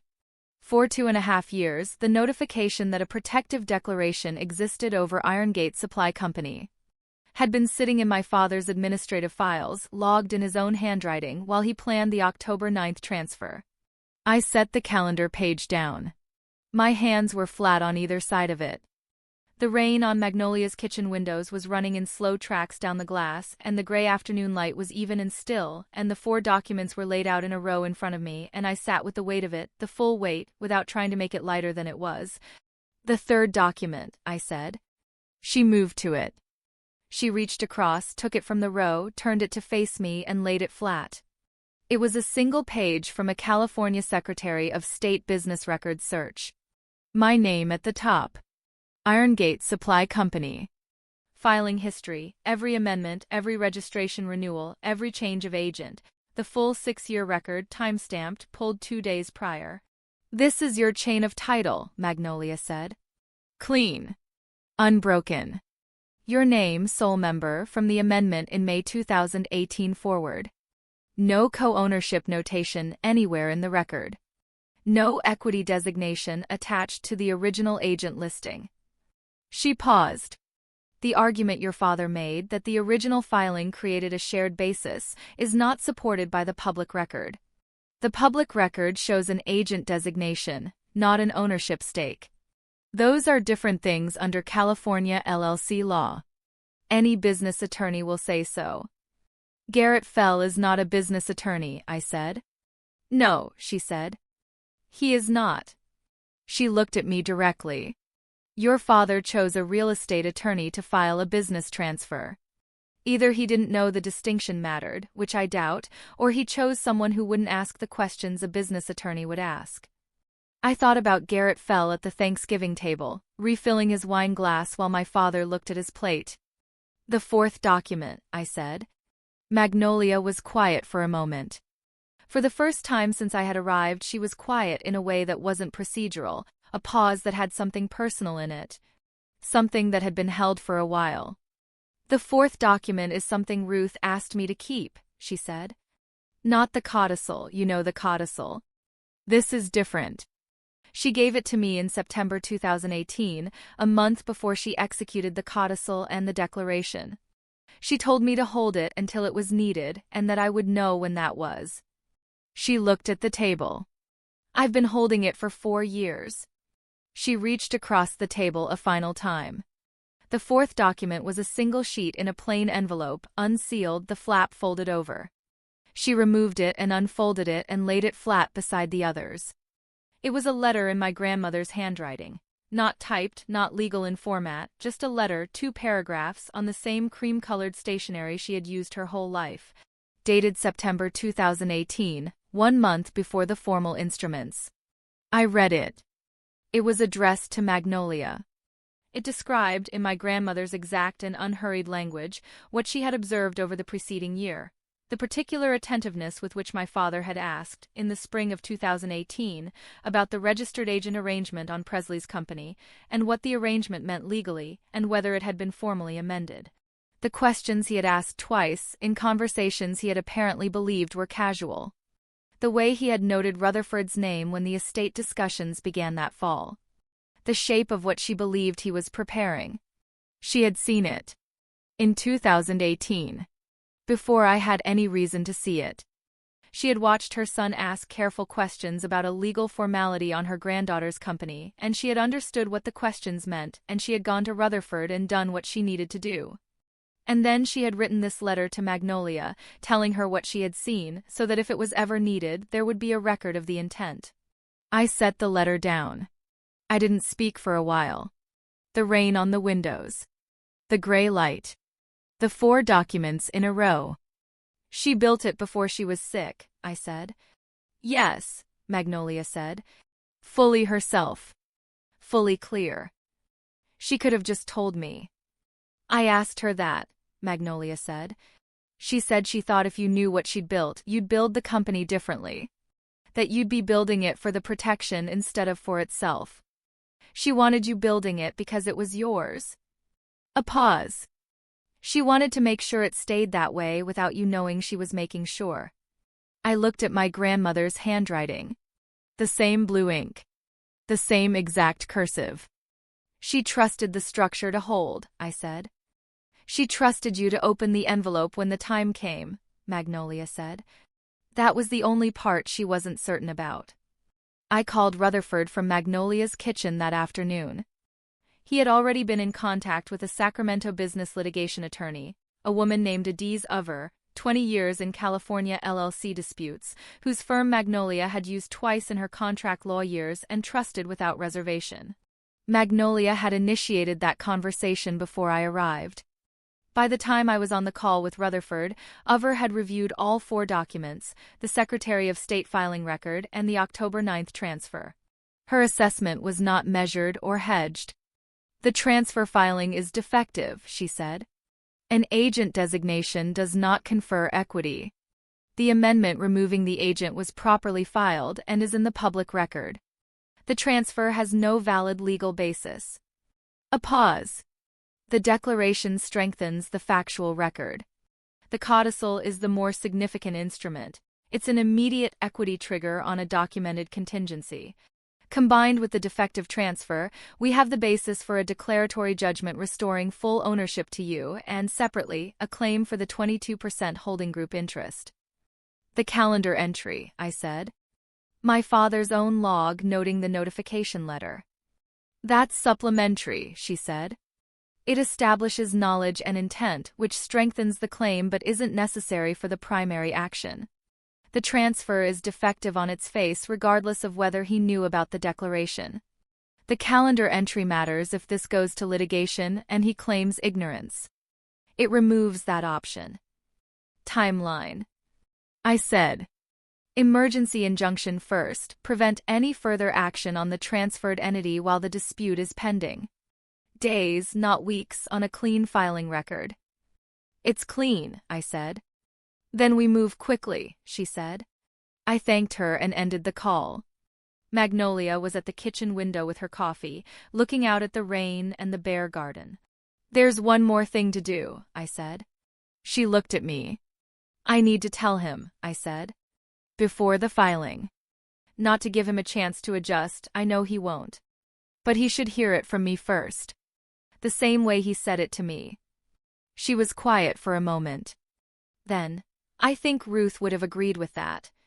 I drove back to Napa the next morning, down the I-5 and then south through the valley, retracing the route in reverse under a sky that had cleared overnight into the flat bright blue of a November morning with no fog and no cloud and the kind of cold that makes everything look precise. I drove with the accordion folder on the passenger seat and all 4 documents inside it, and I thought about nothing in particular for most of the drive. Not strategy, not the filing, not the 22%. I had done my thinking. The thinking was done. My father was in his office when I arrived, the room off the main hallway that he used for the holding group's administrative work, walls lined with filing cabinets, a desk that faced the window and the vineyard. Colton was there.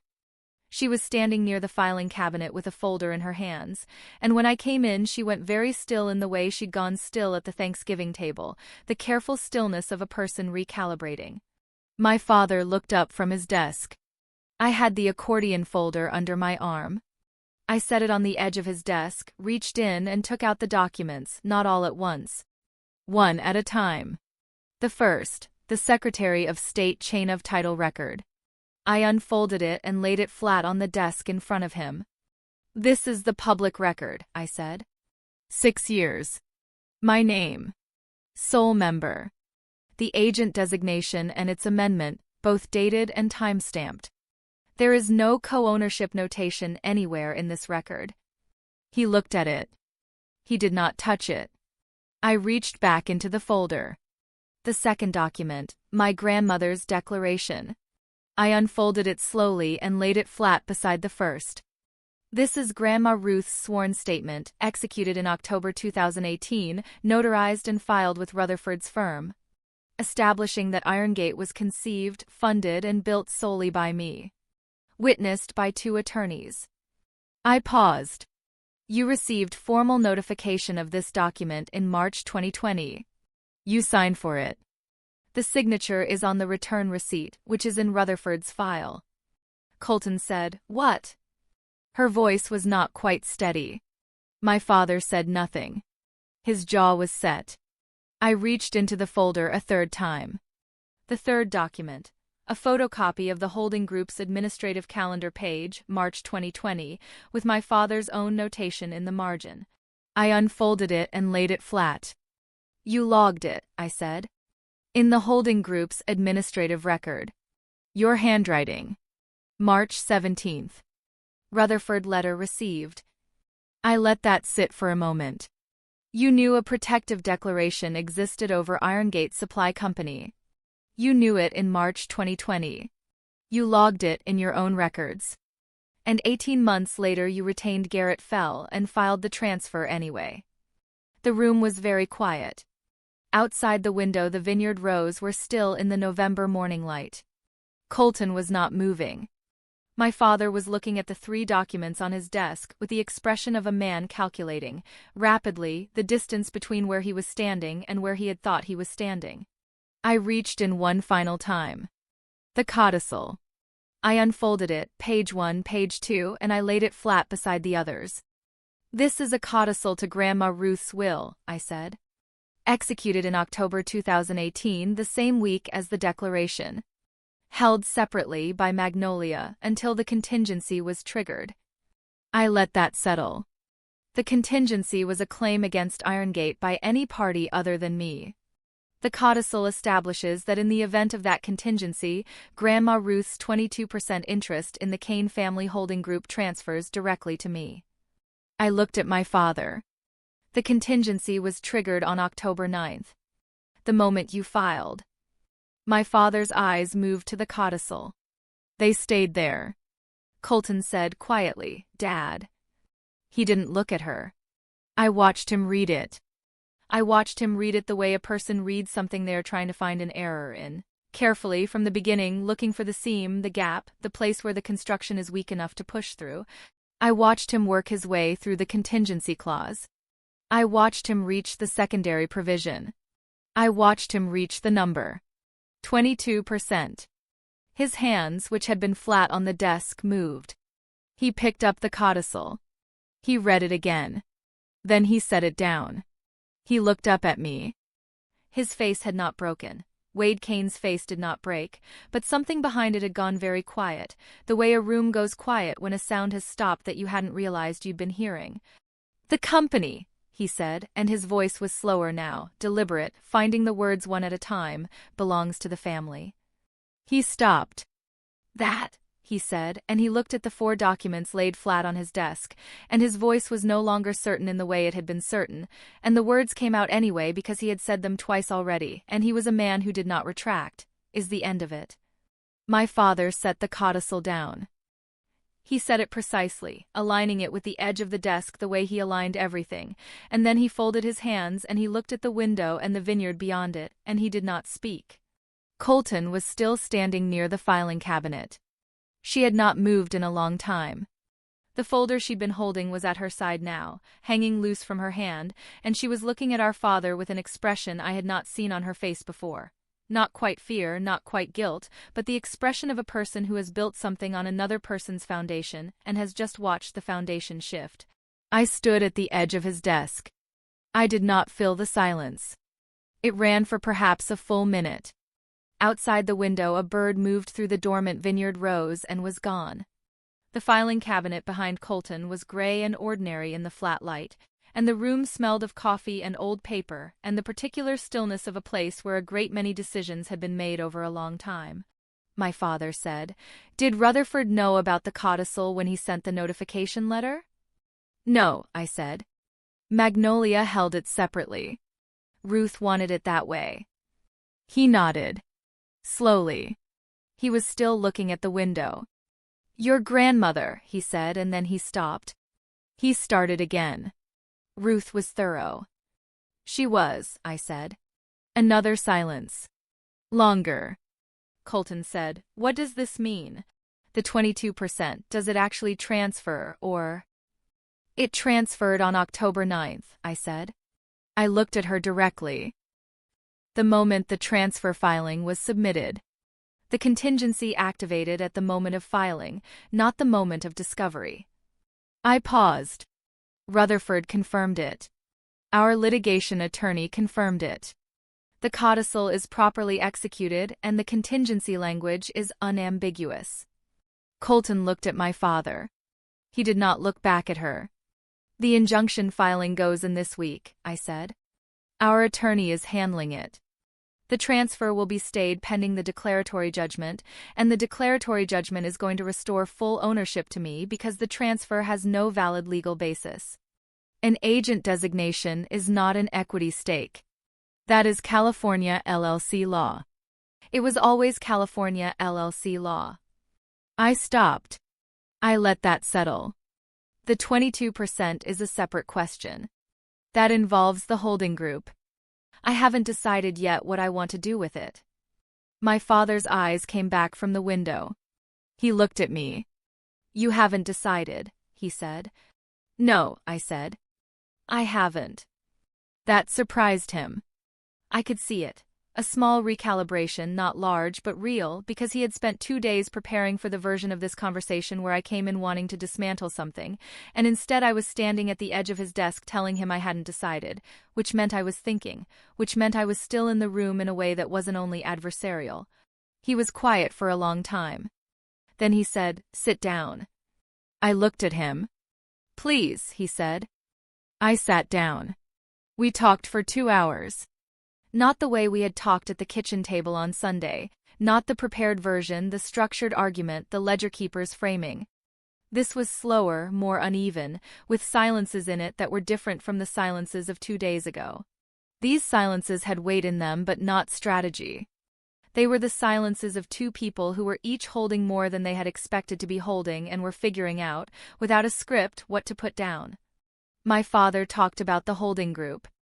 He talked about it the way he rarely talked about anything, not as a structure or a mechanism, but as something he had built with his hands in the 90s, the same way I had built Iron Gate, from contacts and cold calls and long days and a belief that the thing he was making was worth making.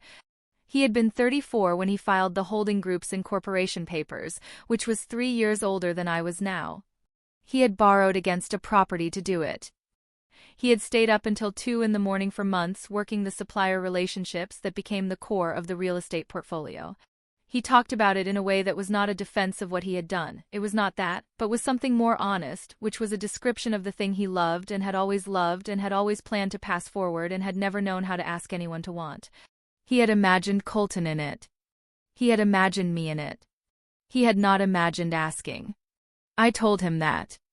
I told him that the difference between what he had imagined and what had happened was that he had never once, in 6 years, asked me what I wanted. He had decided and prepared and structured and filed, and he had done all of it in the complete absence of my voice in any part of the decision. And that the story he had told himself, that it was for the family, that it was the right structure, that it would be good for everyone. That story had been built in a room I was not in, and it did not matter how true the story was if the person it was about hadn't been asked to be part of it. He listened. He did not interrupt, which was not typical of him. His hands were folded on the desk, and he looked at the documents laid out in front of him, and he listened. When I finished, he said, "I thought you'd say no." "You didn't ask," I said. "I thought," he stopped. He started again. "I thought if I asked, you would say no, and then it would be off the table, and I believed the structure was right." "You might have been right about the structure," I said. "You were wrong about the method." He looked at me. "There's a difference," I said, "between building something for your family and taking something from them." He didn't answer. I hadn't expected him to. Colton came out to find me before I left. I was at my car in the gravel driveway, the accordion folder on the passenger seat, the November morning light going thin and clear over the Vineyard Hills. She came through the side door and walked across the gravel with her arms crossed against the cold and stopped a few feet from me. The expression she'd had in the office was still there, the one that wasn't quite guilt but was adjacent to it, that had some genuine uncertainty in it alongside everything else. She said, "I didn't know about the codicil." "I know," I said. "Dad told me the filing was solid. That it was legitimate." "Did you ask him to show you the legal basis?" I said. She was quiet. "Did you ask to see the filing documents?" I said. "The operating agreement?" The amendment? Did you ask Garrett Fell to walk you through the chain of title? No, she said. Then you didn't know, I said, and you also didn't look. She absorbed that. She was looking at the gravel between us. I've worked for him for 7 years, she said. I trust his judgment. I know you do, I said. That's the difference between us. It wasn't a cruel thing to say. It was just the truth, and I said it in the same even register I had used all week, and she heard it the way I meant it, as a fact, not an attack. She looked up. Are you going to come after me personally? The transfer was filed in my name. The transfer is being voided, I said. You're not a defendant in a declaratory judgment action. The filing is. The basis is. I looked at her. I'm not interested in going after you.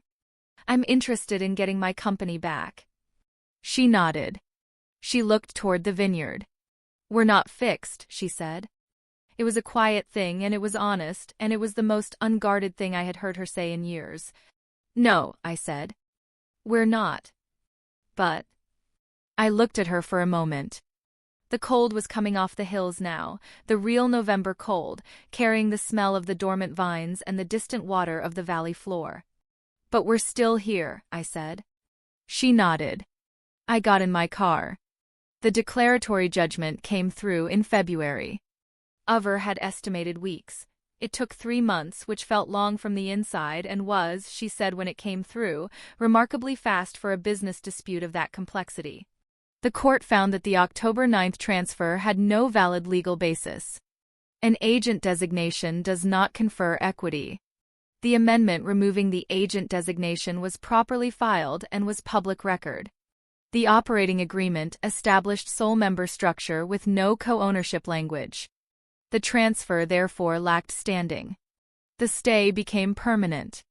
Irongate Supply Company remained in my name, had always been in my name, and the holding group's claim was dismissed. My father did not contest it. His attorney filed a response, which was procedurally required, but there was no countermotion, no appeal, no secondary argument attempted. Whether that was because Over's case was airtight, or because he had sat with the codicil for 3 months and arrived somewhere different, or because Wade Kane was, underneath all the ledger-keeping and the prepared conversations and the jaw set against being wrong, a man who could recognize, eventually, when a position had been made fully untenable, I didn't know. Probably all 3. The 22% took longer, and the deciding of it took me a month. I sat with it after the judgment. I thought about what my grandmother had built and why she had built it the way she had, not as a weapon, not as a punishment, but as a safeguard. A thing that would only activate if it was activated. She had not intended for me to walk into the holding group as a 22% stakeholder with 3 months of litigation behind me. She had intended for the situation not to arise. The contingency had triggered, the codicil was valid, and the interest was legally mine, but what I did with it was still a decision I got to make. I called my father before I called Rutherford. I told him I was not going to exercise the holding group interest. I was going to disclaim it formally and return it to the estate to be distributed according to the original will, which meant it would be divided among my mother, my father, and Colton in the proportions Ruth had specified. He was quiet for a long time on the phone. Then he said, "You don't have to do that." "I know," I said. "Why?" he said. I thought about how to answer that. I thought about the accordion folder and the composition notebooks and the first entry in blue ink. I thought about Magnolia at 67 with her white hair and her gray eyes, laying documents out on a kitchen table like a hand of cards and saying there's a sequence. I thought about my grandmother in October 2018, fully herself, Ruth Eleanor Kane, sitting across from Rutherford with a clean sheet of paper and building something she might never see used, with the precision and the patience of a woman who had decided that love and preparation were not opposites. Because she didn't build the contingency so I could use it as leverage, I said. She built it so I couldn't be taken from. Those aren't the same thing. My father was quiet for a moment. Then he said, "You handled this well." It was not an apology. Wade Kane did not apologize, not in any form I had ever seen, and I was not waiting for one. What it was an acknowledgement. The closest version of one he had. I heard it for what it was and I let it be what it was. I had good preparation, I said. He was quiet again. I said, "Take care of yourself, Dad." He said he would. I let the call end. Irongate ran its best quarter in Q1 of that year. 17 employees became 22 by March.